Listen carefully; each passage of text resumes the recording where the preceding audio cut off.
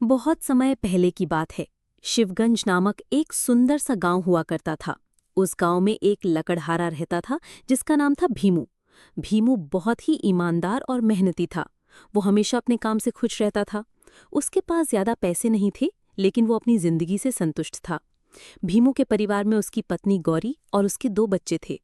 भीमू सेठ नंदकिशोर के यहाँ लकड़ी काटने का काम करता था और लकड़ी काटने के बदले में सेठ नंदकिशोर भीमू को पैसे देता था, जिससे भीमू और उसके परिवार का जीवन चलता था।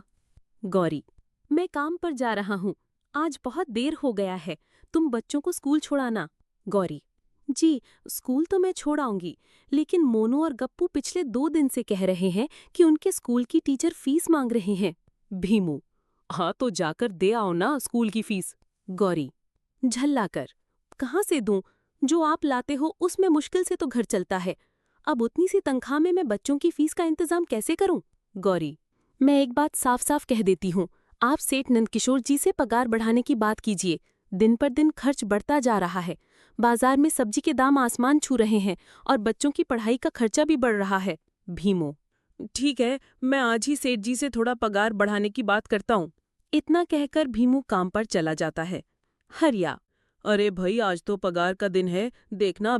अरे भाई, आज तो पगार का दिन है, देखना अब ये सेठ नंदकिशोर कोई ना कोई बहाना जरूर बनाएगा। पिछली बार तो मेरी आधी पगार काट ली थी, ये कहकर कि मैंने जो उधार लिया था उसका ब्याज बढ़ गया। हाँ हरिया भाई, आप ठीक कह रहे हो। सेठ नंदकिशोर एक नंबर का चालाक और लालची आदमी है। काम तो दुगना लेता है और पैसे पूरे नहीं देता। मेरे साथ भी ऐसा ही हुआ। मैंने 2 दिन की छुट्टी ली थी जब मेरी बिटिया बीमार थी और इस सेठ ने मेरी आधी तनख्वाह काट ली। सब लोग अपने काम में लग जाते हैं और फिर सेठ के पास पगार लेने जाते हैं। भीमू और अन्य: सेठ जी, महीना पूरा हो गया है, हमें हमारी तनख्वाह दे दीजिए। देखो भाइयों, अभी मेरे पास पैसे नहीं है, सारा माल गोदाम में पड़ा है, कल या परसों तक पैसे मिल जाएंगे। पर सेठ जी, हमारे पास अब पैसे नहीं है, बच्चों की फीस भरनी है। अरे, 1-2 दिन और रुक जाओ। सभी लकड़हारे निराश होकर अपने घर लौट जाते हैं। गौरी: क्या हुआ, इस पर कितनी तनख्वाह मिली? भगवान सिंह: अभी कोई पगार नहीं मिली, सेठ जी ने कहा है 2 दिन बाद देंगे। गौरी गुस्से में: फीस न दी तो बच्चों को स्कूल से निकाल देंगे। अब बताओ मैं क्या करूं? भीमू: अब हमारे पास इंतजार के सिवा कोई चारा नहीं है। 2 दिन बाद सेठ नंदकिशोर सभी को तनख्वाह देता है। सेठ: हरिया, ये ले तेरी तनख्वाह, 2,000 रुपए। हरिया: पर मैंने तो 3,000 का काम किया।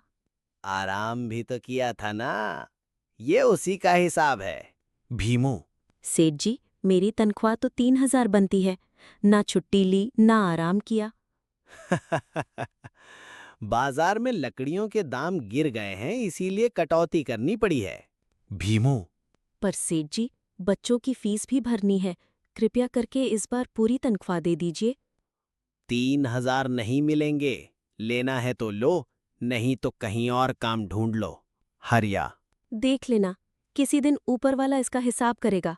भीमू: नहीं हरिया, ऐसा मत कहो। नहीं हरिया, ऐसा मत कहो, वो हमारा अन्नदाता है।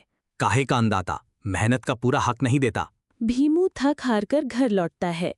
गौरी: कितनी तनख्वाह मिली? बस 2,000। अब बच्चों की फीस के बाद 1,500 ही बचेंगे। क्या करेंगे अब? मैं सोच रहा हूँ लकड़ी काटने के बाद किसी और जगह काम भी तलाशूं। भीमू काम पर निकलता है और गांव में जगह जगह काम ढूंढता है, लेकिन कोई भी उसे काम नहीं देता। थक हार कर वो लौटने लगता है। तभी भैंसों का एक झुंड उसकी ओर दौड़ता हुआ आता है। भीमू डरकर पास की एक गुफा में छुप जाता है। गुफा में उसे एक टोकरी दिखाई देती है। भीमू जिज्ञासा से, ये कैसी टोकरी है? चलो घर ले चलता हूँ। जैसे ही वो टोकरी छूता है, एक आवाज आती है। जिन, रुक जाओ, इसे मत छूना। जिन प्रकट होता है और कहता है, मैं इस गुफा का रक्षक हूँ। ये टोकरी अब तुम्हारी है। ये एक जादुई टोकरी है। ये एक जादुई टोकरी है जो चीज इसमें डालोगे वही बार बार निकलेगी, पर मैं लालच नहीं करूंगा, बस जरूरत की चीजें ही लूंगा। भीमू घर जाकर गौरी को सब बताता है। वे चंदन की लकड़ी टोकरी में डालते हैं और टोकरी से कई चंदन की लकड़ियां निकल आती हैं। गौरी खुश होकर, आप तो अब अमीर हो जाएंगे। अगले दिन भीमू लकड़ियां बेचने बाजार जाता है और अच्छा पैसा कमाकर लौटता है। भीमू, गौरी, अब बच्चों की फीस भर देना। गौरी, अब से सेठ नंदकिशोर के यहाँ काम करने की क्या जरूरत? भीमू, अब मैं वहां नहीं काम करूंगा, बल्कि वहां के सभी मेहनती लकड़हारों को अपने काम में जोड़ लूंगा। गौरी, अगर सभी मिलकर काम करेंगे तो जल्दी तरक्की होगी। भीमू, मुस्कुराकर, हाँ, अब किसी का शोषण नहीं होगा। ये एक जादुई टोकरी है। जो चीज इसमें डालोगे वही बार बार निकलेगी, पर मैं लालच नहीं करूंगा, बस जरूरत की चीजें ही लूंगा। भीमू घर जाकर गौरी को सब बताता है। वे चंदन की लकड़ी टोकरी में डालते हैं और टोकरी से कई चंदन की लकड़ियां निकल आती हैं। गौरी खुश होकर, आप तो अब अमीर हो जाएंगे। अगले दिन भीमू लकड़ियां बेचने बाजार जाता है और अच्छा पैसा कमाकर लौटता है। भीमू, गौरी, अब बच्चों की फीस भर देना।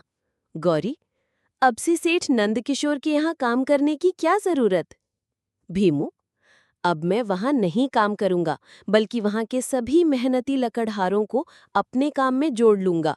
गौरी, अगर सभी मिलकर काम करेंगे तो जल्दी तरक्की होगी। भीमू, मुस्कुराकर, हाँ, अब किसी का शोषण नहीं होगा।